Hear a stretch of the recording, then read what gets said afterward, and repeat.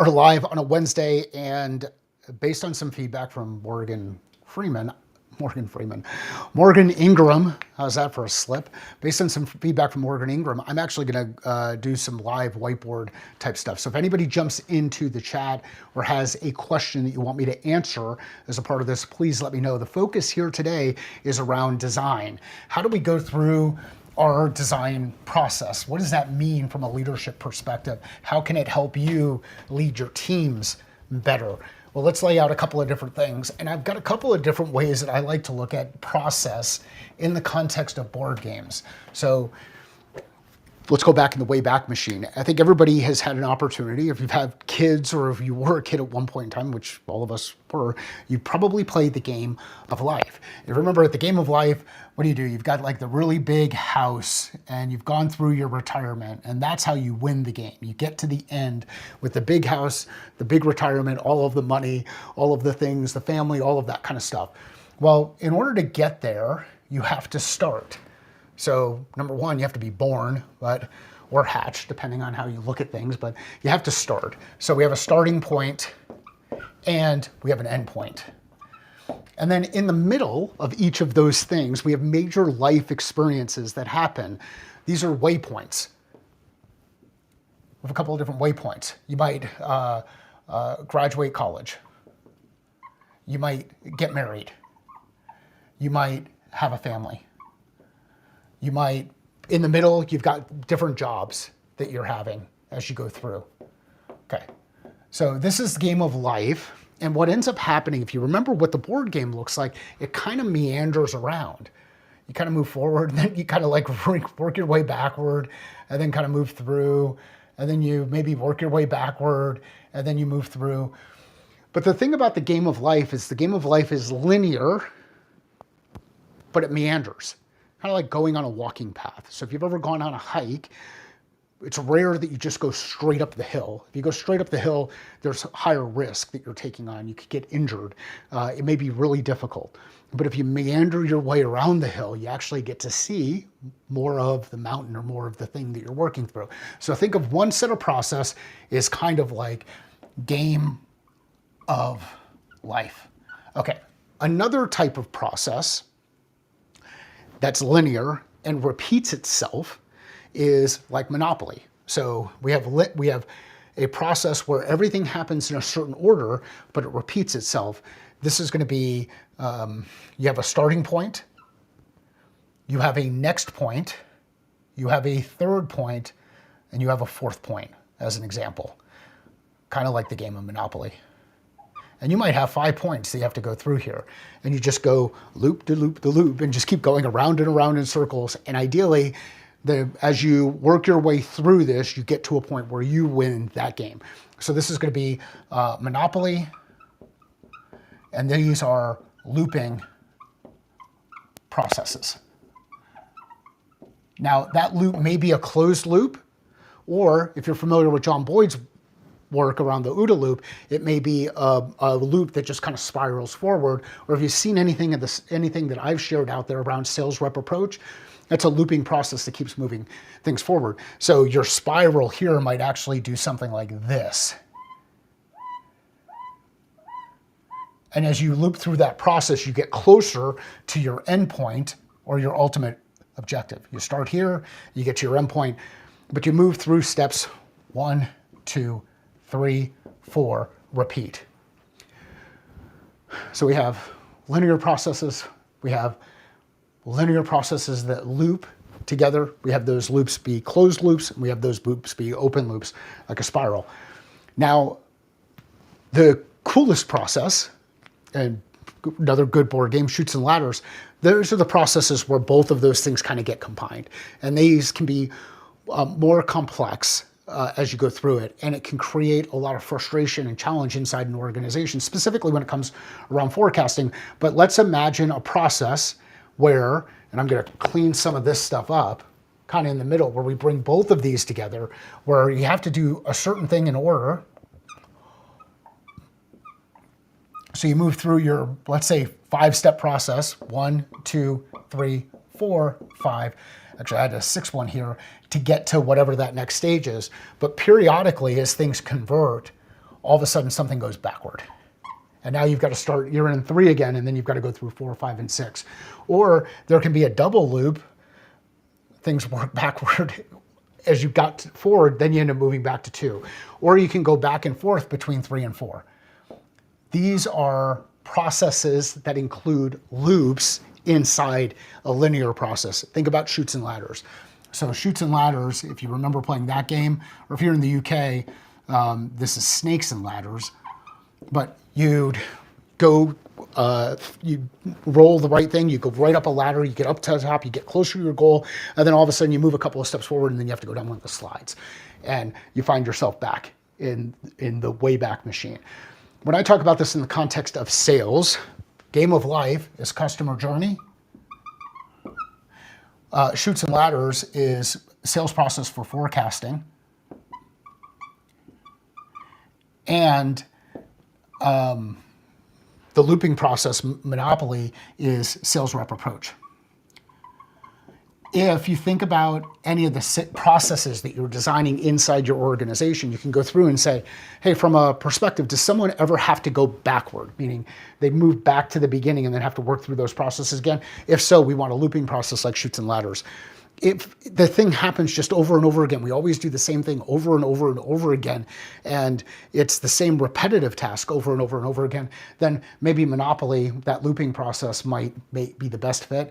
Or if it's a journey that someone goes through from beginning to end, cradle to grave as they go through it, then Game of Life might be a better approach.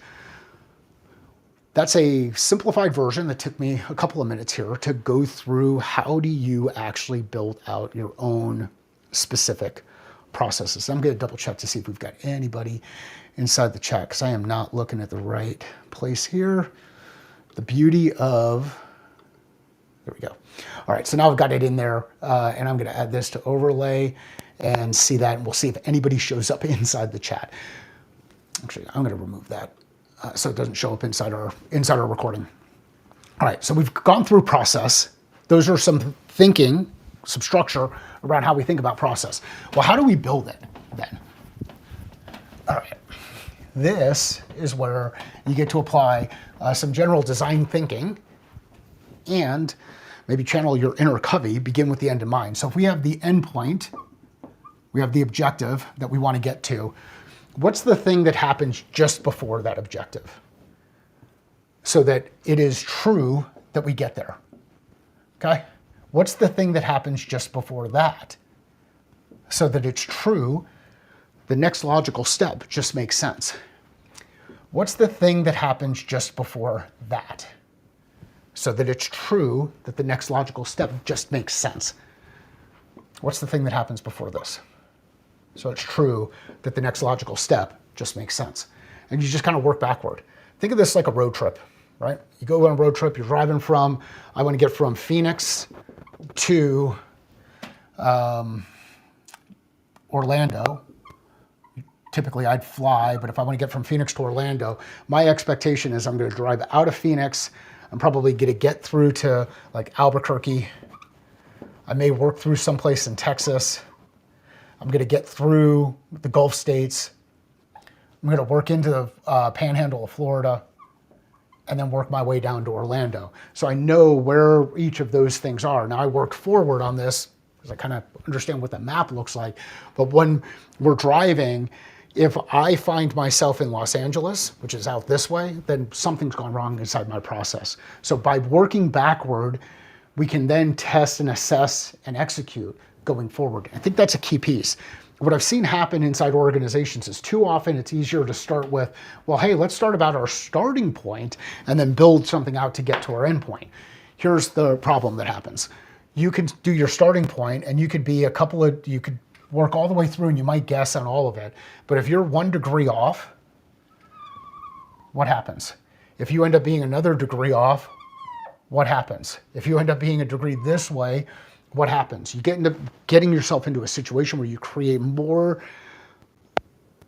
options than are realistic or necessary. And then that can ultimately get in the way of your success. So begin with the end in mind, Covey thing. Work design backward so that you can execute forward and test against those things. All right, how does this apply when working in a team environment. And this is one of the things I'll do with those guided whiteboard sessions that you've seen us promoting, the facilitated sessions, these strategic sessions where you get an outside resource out there helping you pull the information out of the team, a professional like me, pull the information out of your team, get it up on the whiteboard, and then we can turn around and say, hey, what did we miss? What did we miss in this process? Oh, that doesn't work. Oh, this is where things get hung up. This is where people get stuck. Is there a way where we can create a couple of smaller steps in between B and C to help improve the likelihood of success? Right? Do we add in an additional process to help achieve the objective so that we get unstuck? Our objective with a process is achieving a specific result. If we do X, when we do X, then Y should happen next. We're always looking through for conversions. We want people to convert to the next logical step. Breaking things down into a smaller piece makes that easier to accomplish than going and picking up a helicopter and trying to get from A to Z. There's a lot of risk in that side of things, and not everybody owns a helicopter. So we take our process down, we think about it in the context of board games, break it down into smaller pieces, work together as a team, start to identify what needs to be true in order to achieve a certain set of results. Where do people fall backward? Do we have one of those looping pieces? Do people have to go back and forth in between individual stages? And now you can start to apply some design to the way that your processes work, rather than having all of your processes work organically or be built organically inside your system or your specific area of operations inside your business. One of the cool things about doing something like this as a team is it creates a high level of engagement, and people get to look at stuff and say, they see their contribution on a whiteboard. They are able to share where some of our blind spots are. Imagine if you're talking about customer journey and we're talking about what happens from a sales perspective, what happens from a success perspective, what happens from an ops perspective, what happens from a product perspective. And now we get all of these perspectives. How much better of an experience could you create for your customers? Now, let's apply it inside the family unit, inside your house.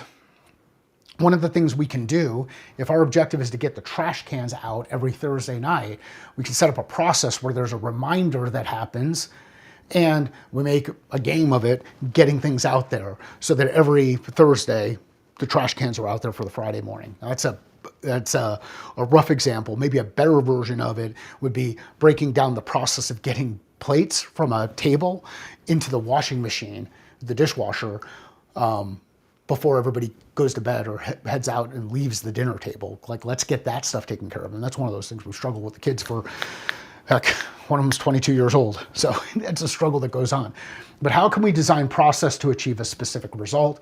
And this is what I'm talking about when it comes to application of design and design thinking as a leadership skill inside your business. I wear a black t-shirt on all of these videos, with the exception of one where I'm trying to poke fun or create some kind of pattern interrupt. Every once in a while I'll throw a white t-shirt on, or I'll throw something else on there. The Merry & Bright series are the only videos that you'll see where consistently I'm wearing something different, and that's to help create an experience from a theming standpoint. So from a design standpoint, I wear a black t-shirt. The reason I do it is because when I work with you directly and you see me in person, whether it's in person, I'm shaking a hand, or you're watching on video, I'm going to be in a black t-shirt. There's already going to be some kind of connection where, like, hey, you know what? This is Mike. This is what he looks like on the video. This is how he engages. All of that kind of stuff happens because I've got a good camera, good audio, and what you see is what you get with me. What are the experiences? Here's the question to ask yourself. What's the experience that you're designing for in the way that you work with your team? How do you lead meetings? How do you create an open environment for people to come in and approach you? What structures have you set up to make it easy to communicate with you? What expectations have you put out there? The thing that I see happen from a mistake perspective when it comes to some of this process stuff is, if we're looking for a conversion, one of the things I need to understand is who will do what by when. Who will do what by when. We talked about that in the context of communication. And we'll talk about it next week in the context of execution. But who will do what by when? If we can answer those questions, now we know the person, we know the action, we know the thing, and we know the timing. Do that stuff really, really well, you'll get better at execution throughout each of these individual process stuffs. Don't do that stuff, you're going to leave your team with a hell of a lot of confusion. And what will end up happening is when other work gets piled on, they won't get the things done that you need. So in each of these individual points, they're boxes for a reason. They're like call plans. Think about the thing from a communication standpoint that we talked about a couple of weeks ago. Who will do what by when to lead to desired next steps and those ultimate conversions. And if you're struggling or you're getting stuck, then break it down into smaller pieces. I hope this was useful. I do not see anybody in the chat. I'm going to do these live things or test the live things on Wednesday mornings for Whiteboard Wednesday. It is 10:45 Eastern, 7:45 my time out here in Arizona. If you know somebody that this could help, please share it with them. If you need some help on your side, there's a couple of different ways to work with me, both one-on-one from a coaching perspective, in a larger group environment in the work that we do on the Leader Lab, or in specific for your teams in some of the guided whiteboard stuff. I also do fractional leadership. That's a little bit about me and kind of where I operate and where I space. You do not need to fail at this stuff alone. I've got systems and processes to help you do this on your own and build that capability inside your team. If that's interesting, let's have a conversation. I'm going to post this as a podcast episode, so I'll sign off with the podcast. If you know somebody who would enjoy this, please share it with them. The shares help. Let me know via LinkedIn, YouTube, Twitter, that you've shared it and who you've shared it with. Sales is a thinking process. Business is a thinking process. Life is a thinking process. How are you thinking different about your process? Thanks.